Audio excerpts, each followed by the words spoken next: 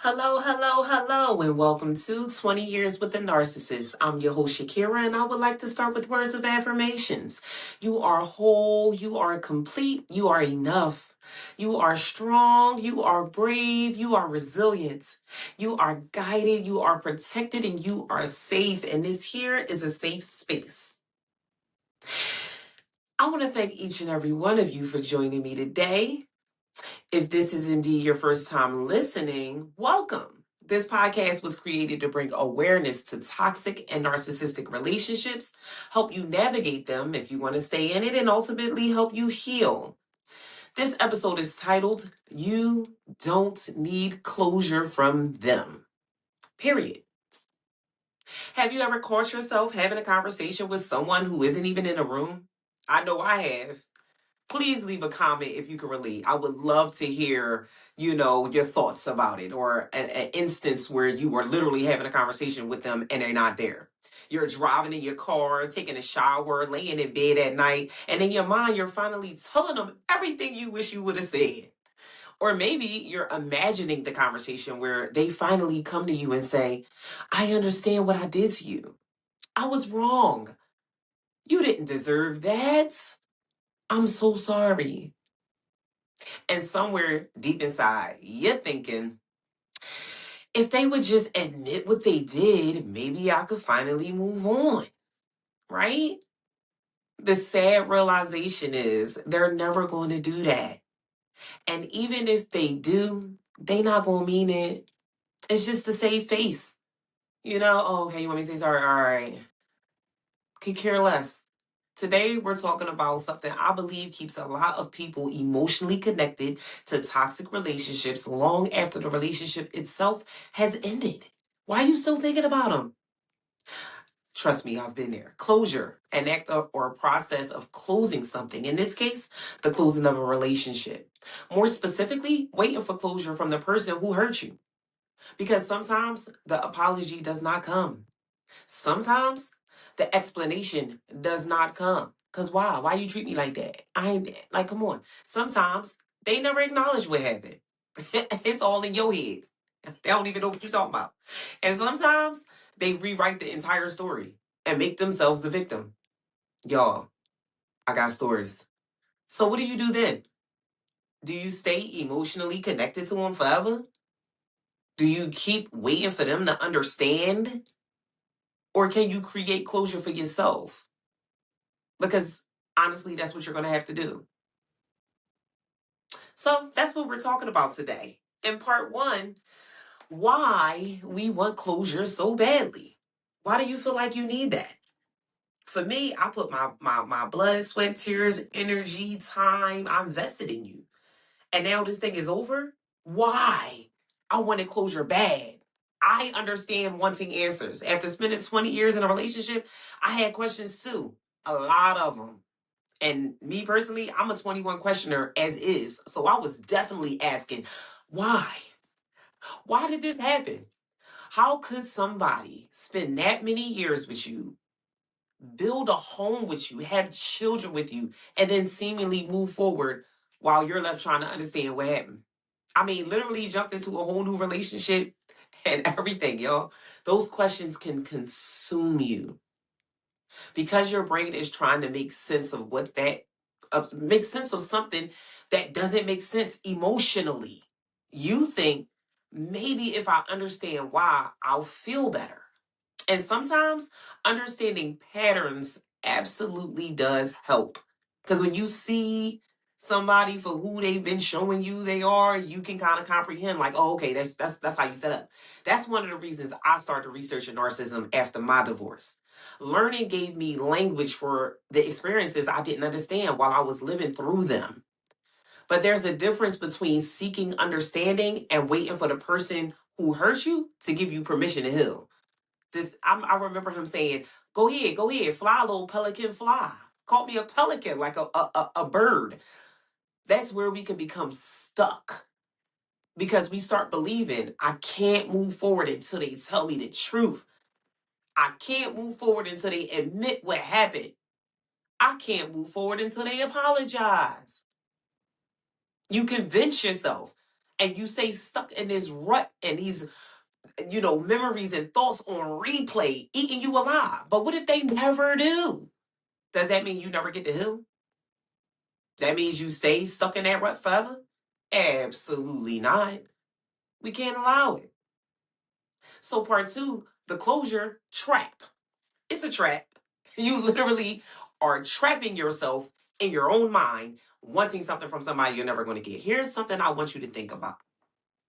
Sometimes what we're calling closure is actually one more attempt to be validated by the person who invalidated us. No, read that again. Or let me say it again. No. You spent years trying to get this person to understand your feelings, trying to explain why something hurt you, trying to communicate with them, trying different words, different tones of voices. Like maybe if I talk real soft spoken, he won't feel like I'm being aggressive. Different approaches. You come smiling, you come sad, you come serious. You might have cried, you might have gotten angry, you might have gone quiet and just gave his ass a silent treatment. I ain't gonna say nothing. Fuck him. And after the relationship ends, you may find yourself doing the same thing. Like, hold up, we ain't even together no more yet. I'm still, except you're not calling it closure. You're thinking, if I could just have one final conversation. But you've probably already had versions of that conversation already, right? Several of them, maybe dozens of them. And they didn't give you what you want. They didn't give you what you needed then. So why are you placing your healing in their hands now? Why are you leaving it up to them for you to say, okay, now this chapter's closed, now I can move on? Part three, what closure may look like in a toxic dynamic. Let's talk about a few situations. Okay, let me give you a couple examples here. First example, the non-apology. How many of us has got news? You finally have the conversation. You finally say, okay, no, I'm talking to him. He gonna talk to me, gonna listen to me. You tell him, you really hurt me. I really don't appreciate how you treated me. And instead of saying, I'm sorry, they say, I'm sorry you feel that way. That right there is that line right there. Those are not the same thing. That's not an apology. It's not. Or I'm sorry, but you weren't perfect either.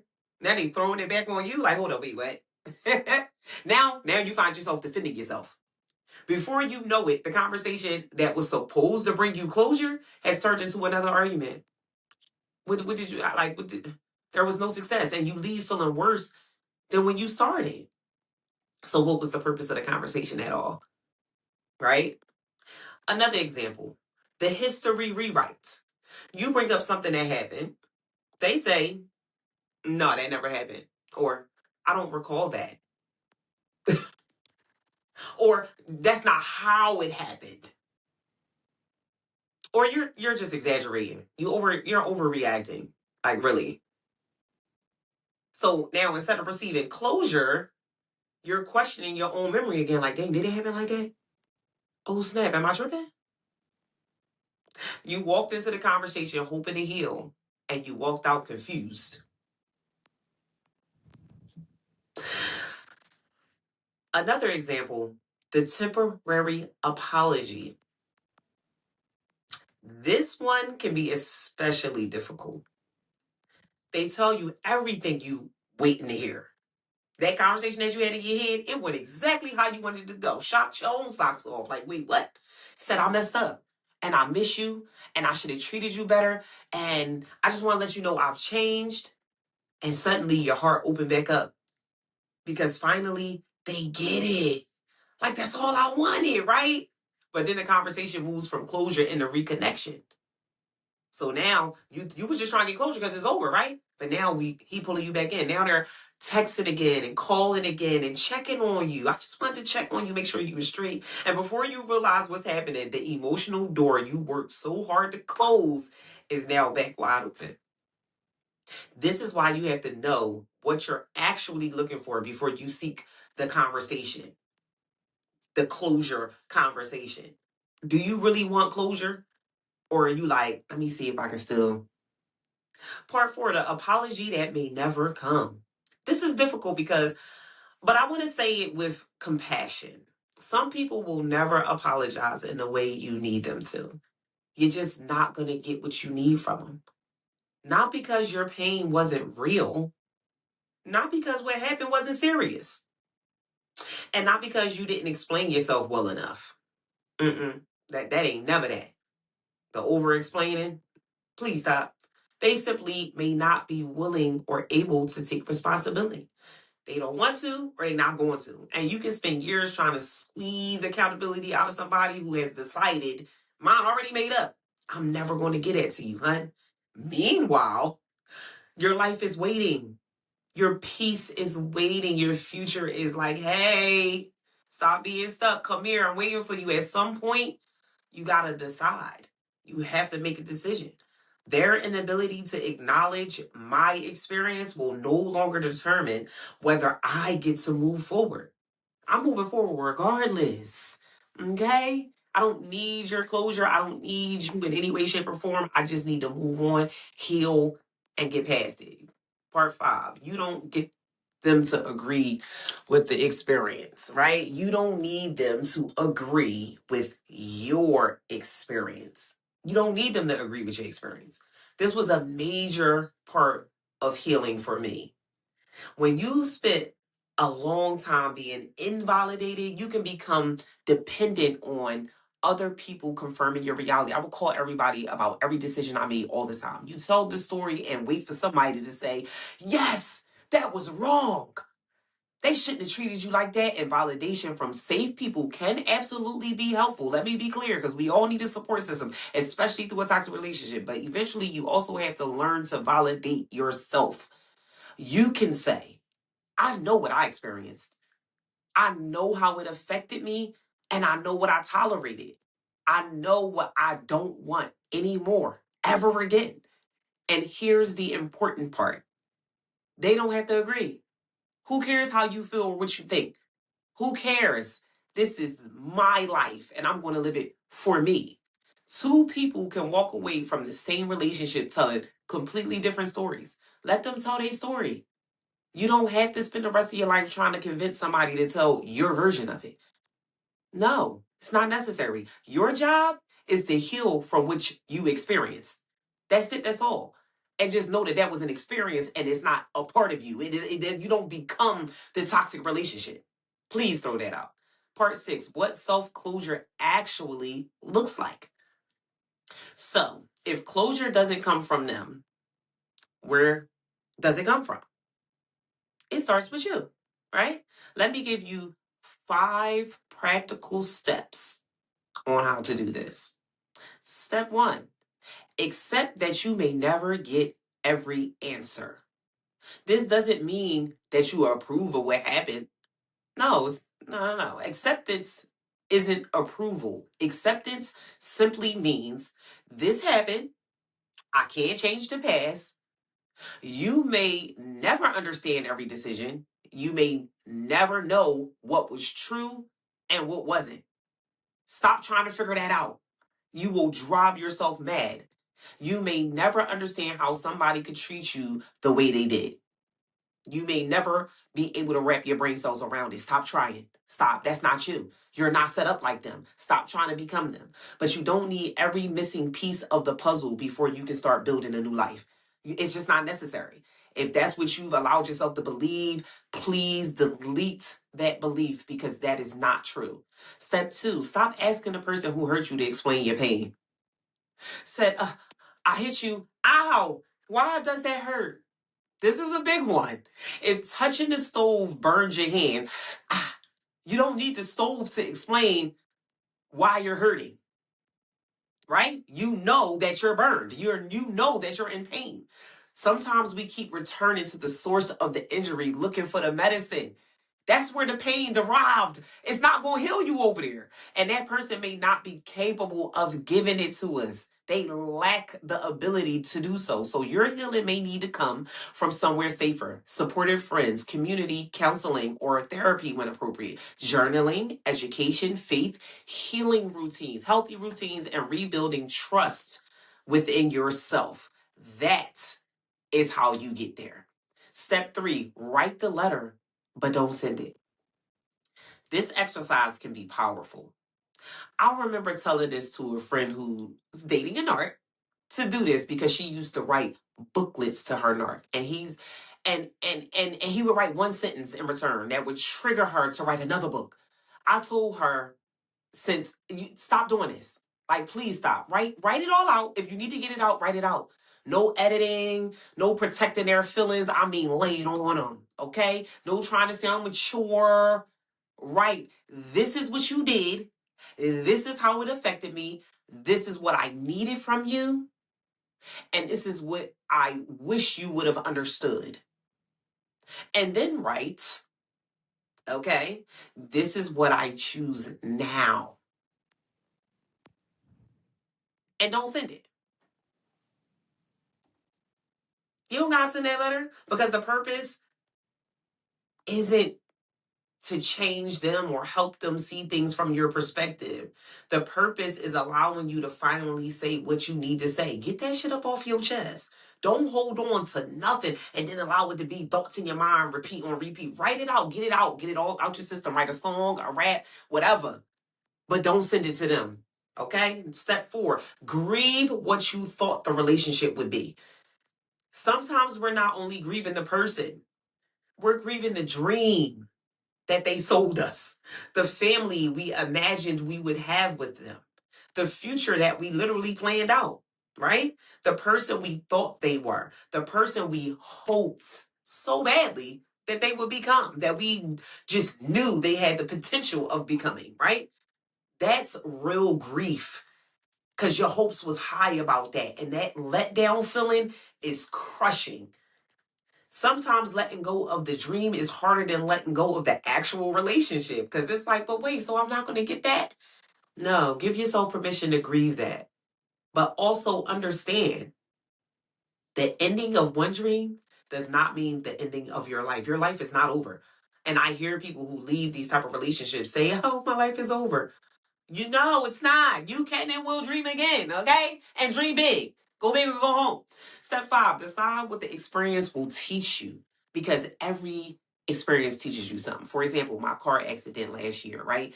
I was devastated, y'all. When I tell y'all I cried so hard for so long after that car accident, asking God, like, why? What happened? What did I do? And then afterwards, I was like, this car, they slashed the tires, wrote XO on the window. This is a part of my past and my toxic relationship. And this was the way God got it out of there for me. This is where the healing begins to change your future. When I tell y'all, once I thought of it like that, I was no longer sad about it. Ask yourself, what did this relationship teach me about boundaries? What did it teach me about red flags? You know, all the ones that we ignore. What did it teach me about communication? What did it teach me about my own needs? Right? What will I never ignore again? My intuition. That's pissed, that feeling in the pit of your stomach that say, oh, something wrong. What will I require in my next relationship? Transparency. What do I need to work on within myself? Self-love. Now, your pain isn't simply something that happened to you. It's information. Just like the narc did to get you where they wanted to by using that information, you can use that information to make a difference or make different decisions moving forward for your life. This is your life. You are the co-creator of your life. God gave us free will. What we want, we can have. Part 7, closure doesn't always feel like a big moment. I think sometimes we imagine closure as this like dramatic event or this final conversation, the final goodbye, the moment where everything suddenly just makes sense. And it's like, oh, so that's why I went through that, even though I had that epiphany during my healing journey. But healing usually isn't like that. And I had to learn that the hard way as well. Sometimes closure looks like realizing you haven't checked their social media in 2 weeks. Ain't thought about it, ain't worried about it. Sometimes it's receiving a text and realizing you don't feel obligated to respond. You looking down at it like, huh? Sometimes it's hearing their name and your entire body doesn't react the way it used to. Sometimes it's realizing you went an entire day without thinking about them even once. Sometimes it's laughing again because people lose their laughter, sleeping peacefully again, making plans again, looking in the mirror and recognizing yourself again. Like, look at that. She cute. That's closure too. Okay. Actually, that may be the most powerful closure of all. Real rap.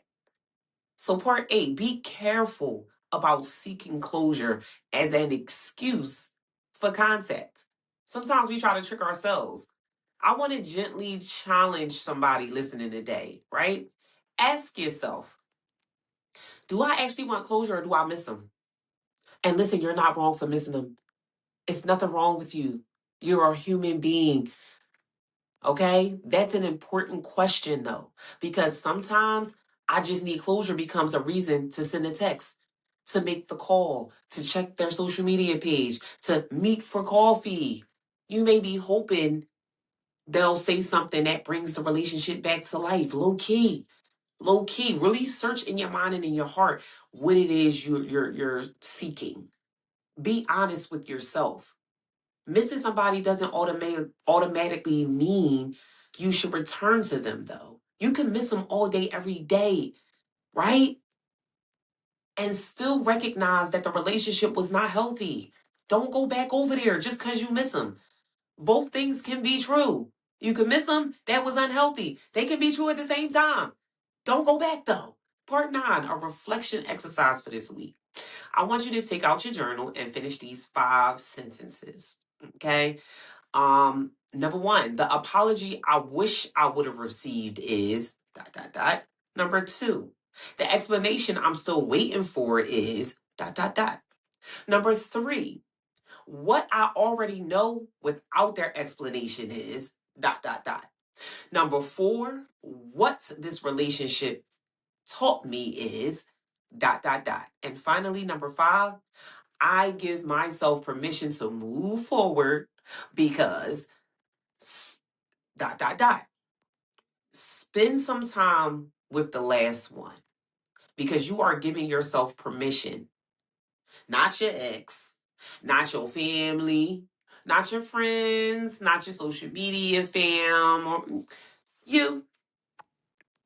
You're giving yourself permission to heal and move forward. Part 10, for the person who is still in the relationship, I also want to speak to those who haven't left yet. You may be listening to this thinking, but I'm still trying to make the relationship work. Like, I don't want to leave him. I do understand he a narc. I figured that out, but I don't want to go nowhere. Okay? This episode isn't me telling you what decision to make. Let me be clear. Your circumstances are personal. And if you're dealing with abuse or you're concerned about your safety, please consider reaching out to qualified professional or local support. Or send me a message directly. I have a resource that can help you get out if indeed you do want out. Okay? But even while you're deciding what comes next, you can begin asking yourself, am I constantly waiting for this person to acknowledge things they've repeatedly refused to acknowledge? Because I think you're going to be sitting there waiting forever. How much of my emotional energy is being spent trying to get them to understand me? You're literally expending all your energy on this. Am I losing myself trying to be understood? Yes. Yes, you are. Those questions matter because awareness comes before change. You got to be aware that something needs to be changed in order to change it, right? So, in closing, your life does not have to wait for their apology. Okay? I want to leave you with this today. Maybe they'll apologize someday. Maybe they won't. Maybe they'll understand someday.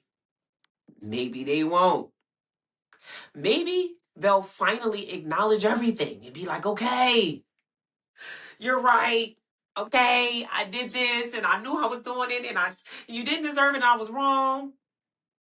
Maybe they'll tell the story completely differently for the rest of their life. They're the victim and you were the aggressor. But regardless of what they choose, you still get to heal. You still get to have peace. You still get to laugh. Do you know you can't get angry while laughing, while during the act of laughing? You still get the love. You still get to trust yourself. You still get to create a beautiful life. You still get to become the person you want to be in a relationship with first. That's what I'm doing. I'm falling in love with me. I love me some Shakira, y'all. And maybe that's the closure. Not hearing them finally say, I'm sorry, because it don't mean nothing anyway. But reaching a point where you realize, I don't need the apology anymore to know that I deserve better. And I will not allow anyone to mistreat me ever again in life. Okay?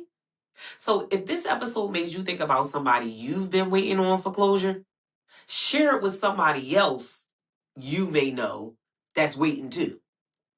Please subscribe to the podcast so you don't miss our next conversation. If you're tired of trying to figure all of this out by yourself, I want to invite you into my community. Okay, I'm just getting it up and running. Mighty Networks app. I'm going to leave the link for you to join the chat. This isn't about sitting around talking about the narcissist forever, y'all. I'm bringing you in so we can talk, you can get things off your chest, but we're going to learn. We're going to become aware. We're navigating. We're setting boundaries. We're healing. And most importantly, we're learning how to choose ourselves again. Okay? I have many resources with beautiful people who can help you on this journey. Please reach out. Come join us and continue the conversation. And before you leave today, remember, closure isn't always something another person gives you. Sometimes closure is the moment you decide, I'm not waiting anymore. I'm moving forward. I'm choosing peace. I'm choosing me. Okay? You gotta choose you first. Okay? Even my parents out there who put their kids before them, you still have to choose you first. Fill that cup up so you can pour it into theirs. With that being said, I'm going to end this episode here. Until next time, remember, you are guided, you are protected, and you are safe. Take care of yourself, and I'll see you in the next episode.